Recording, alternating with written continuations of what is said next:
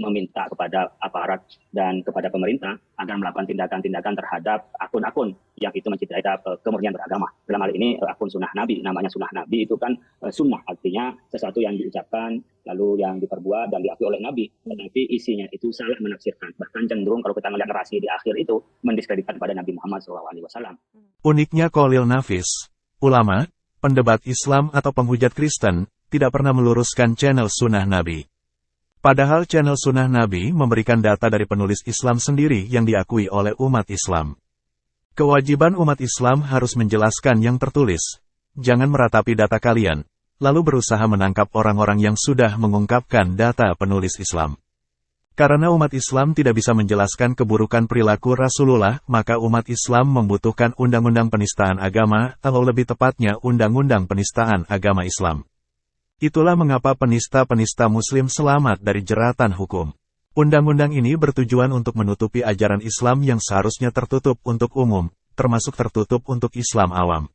Dan itu menciderai lah ya, saya tidak tega untuk menyampaikan sesuatu yang dituduhkan kepada Nabi Muhammad, cara hidup dan cara untuk mendapatkan kehidupan, itu yang dituduhkan benar-benar sakit. Dan saya bukan hanya saya yang nonton, tetapi teman-teman yang nonton, teman-teman juga yang melihat di grup WA maupun yang di-mention kepada akun MUI itu banyak sekali yang merasa ternistakan dan merasa sakit ya dengan perilaku atau dari tayangan yang ada pada kartun itu. Mengapa data umat Islam terungkap? Kalian terhina dan tersakiti. Ternyata MUI ada perasaan juga, tersakiti.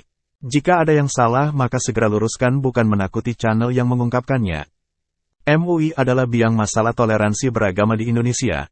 MUI malu ajaran Islam sebenarnya terungkap, lalu dengan segala cara ingin menangkap pengungkap ajaran Islam yang sebenarnya.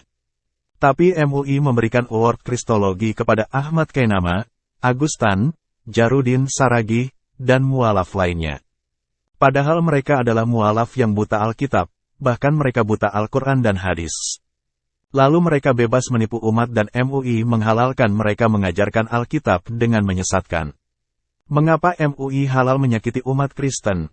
Tiba-tiba MUI kehilangan perasaan ketika menyakiti umat lain, terutama Kristen. Tetapi akun-akun kita adalah mewakili kita dan itu bisa dijerat oleh hukum kita. Dan ini menjadi pelajaran kepada yang lain, bahwa menampilkan di media atau mendakwakan sesuatu itu tidak asal comot ya, tetapi juga harus jelas dari mana mendapatkan sumber, setelah benar sumbernya, bagaimana memahami sumber itu. Dan tentunya kita harus tahu cara memahami itu dituntun oleh guru. Baik. Ini orang yang niat mau belajar. Penghujat-penghujat yang beragama Islam ini tidak mau belajar, mereka lebih suka membahas dan mengajar Alkitab. Mereka malu membahas Al-Quran dan hadis.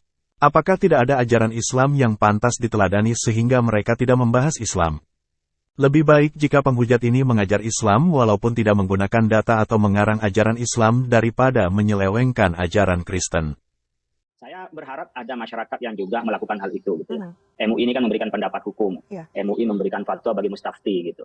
Tapi masyarakat bukan hanya MUI, umat Islam. Bahkan saya mendengar juga dari PBNU, mendengar juga dari teman-teman ormas lain, LDM Jawa Timur, dan juga dari Wahda, dan juga dari Al-Wasliyah, ya, dari Dewan Dakwah. Saya juga melihatnya juga melakukan protes juga, sehingga masyarakat, aktivis penegakan hukum, saya pikir bisa melakukan langkah-langkah hukum. Ketika nanti meminta banyak pendapat ke MUI, insya Allah MUI siap memberikan pendapat hukum dalam hal ini. MUI tidak memberikan pendapat hukum, tapi yang menentukan hukum. Jika MUI teriak, maka polisi dengan cepat menangani teriakan MUI.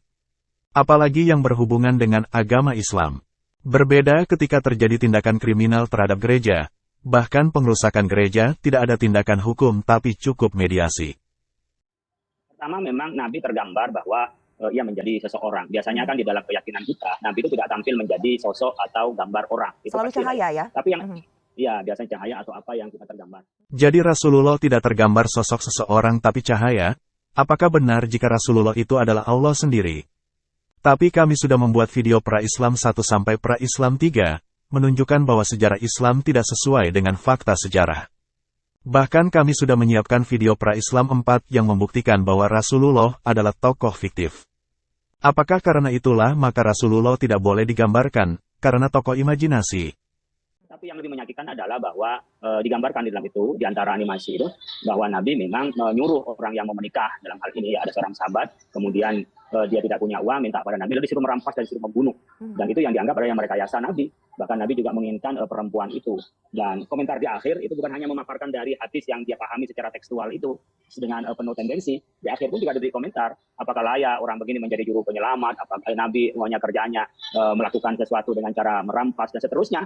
Itu banyak lah, saya nggak tega untuk menyampaikan di tempat ini, nggak tega, ya, nggak sampai hati. Tapi yang jelas menuduh Nabi itu melakukan rekayasa untuk merampok, membunuh, merekayasa untuk menumpuk kekayaan dengan cara ya menyakiti dan mengambil hak orang lain dan seterusnya, dan disebut tidak layak menjadi Nabi dan seterusnya. Jadi saya tidak bisa lebih rinci lagi, nggak tega di publik menyampaikan hal-hal yang seperti itu. Yang jelas kalau itu bagi kita sudah menyatakan, dan itu jelas menistakan. Jadi kalau ada teman-teman yang mau melaporkan saya, meskipun belum dikaji secara utuh, tetapi pandangan umum kami menyatakan itu ada penistaan terhadap agama. Artinya orang yang kita hormati seperti Allah, Nabi Muhammad, ajaran kita. Bukan hanya sesat, satu kan menafsirkan yang salah. Itu mungkin kesesatan menafsirkan hadis dengan yang salah. Tapi lebih parah lagi adalah penistaan, penodaan dengan menyebutnya Nabi Muhammad yang tidak bisa salah, bahkan juga mungkin dengan tuduhan-tuduhan yang tidak baik kepada Nabi Muhammad SAW. MUI yang diklaim kumpulan pakar Islam, bahkan yang menentukan fatwa dan hukum baru Islam di Indonesia, seharusnya bisa menjelaskan secara khusus video-video channel Sunnah Nabi, bukan menutupi kebenaran Islam dengan klaim tidak tega.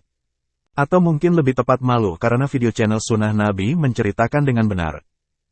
Iya, sebenarnya saya sebagai bagian dari orang yang di Majelis Ulama Indonesia, di pimpinan Majelis Ulama, kemudian juga bagian dari orang yang sering menyampaikan ajaran agama, itu capek ya, capek untuk merespon hal-hal yang menghina, hal-hal yang tidak produktif seperti ini. Tetapi memang sebuah kewajiban, saya sering punya semboyan, yang waras jangan mengalah, yang waras jangan diam, karena kalau kita diam dan mengalah itu nanti akan mereka menganggap sebuah kebenaran.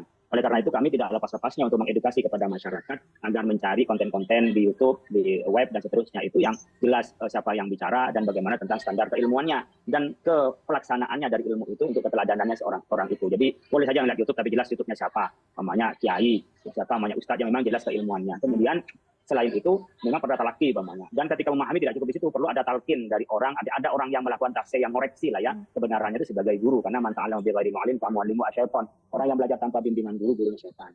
Kalau ulal Islam atau ulama masyarakat, orang kalau belajar ilmu agama tanpa dibentuk oleh guru, dia bisa ngomong apa saja dan siapa pun boleh ngomong apa saja yang itu akan menjadikan agama jadi kafir. Ini dalam konteks kemasyarakatan, dalam konteks keumatan. Apakah MUI waras? Kalian yang memberikan award kristologi kepada mualaf yang tidak mengerti Alkitab, mereka tidak dibimbing oleh guru yang benar, maka guru mereka adalah setan. Berarti MUI memberikan award kepada murid setan. Jika MUI menganggap video channel Sunnah Nabi itu salah, segera bantah, jika tidak maka video itu memang adalah kebenaran sehingga kebenaran itu kalian ingin tutupi dengan mencari channel-channel yang meresahkan kalian. Pada saat yang bersamaan, MUI sebagai shadhiqul hukumah, sebagai mitra dari pemerintah, ya kami memberikan nilai-nilai ini yang berharap, maka kami menyampaikan kepada Kominfo agar lebih selektif dan lebih bisa untuk memberikan pagar betis lah kepada masyarakat untuk membentengi ya dari paham-paham yang salah. Jadi bukan hanya paham yang radikal saja, bukan hanya paham liberal aja, bukan hanya paham yang memang sudah jelas ya di tengah-tengah kita, tetapi satu yang menghancur terhadap nilai-nilai tertentu ya segera juga bisa dilakukan take down, bahkan mungkin bisa juga dihapus. Apakah video channel Sunnah Nabi salah paham terhadap Islam?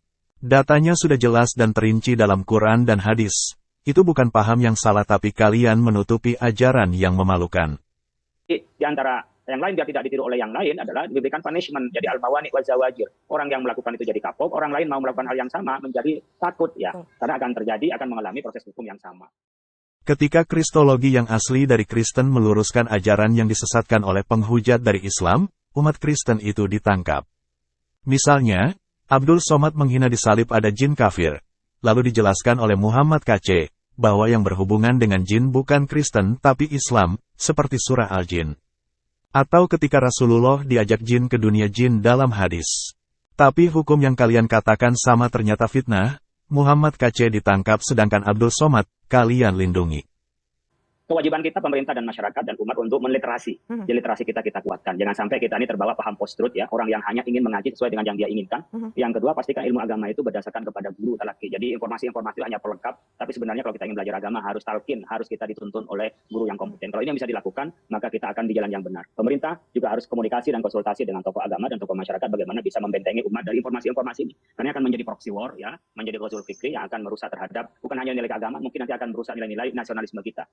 hari dan bulan kemerdekaan saya pikir kita harus benar-benar merdeka, bahwa umat beragama bisa menjalankan ajaran agamanya, dan agamanya agama yang original dan genuine, yaitu tidak dirusak oleh orang-orang yang memang punya kepentingan untuk membuat kita tidak baik dan membuat kita tidak nyaman. Pemerintah hanya konsultasi kepada ulama Islam, sedangkan agama lain hanya meramaikan.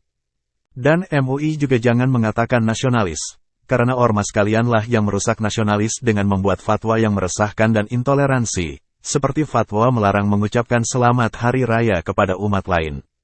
Kalian juga yang menyambut baik SKB 2 Menteri. SKB 2 Menteri ini telah melanggar nasionalis dan keanekaragaman agama, dan tentunya melanggar Pancasila yang menjadi dasar negara. Jika ormas kalian ingin rakyat Indonesia merdeka, maka kalian sebagai mitra pemerintah untuk segera mengusulkan agar menghapus SKB 2 Menteri. Barulah agama non-Islam bisa menjalankan agama dengan merdeka.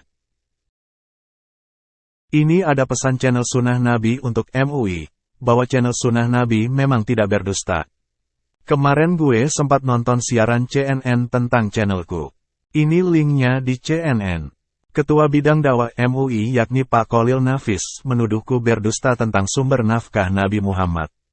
Karena dituduh, tentunya hak gue untuk bela diri. Gue berkata jujur bahwa sumber nafkah Nabi, ya dari menjarah kafir. Ini bukan fitnah. Karena Nabi sendiri sudah mengakui begitu di hadis Bukhari Sahih. Gue ajukan versi Indonesia, Inggris, Arab nih biar kalian bisa memeriksa sendiri. Dan seterusnya.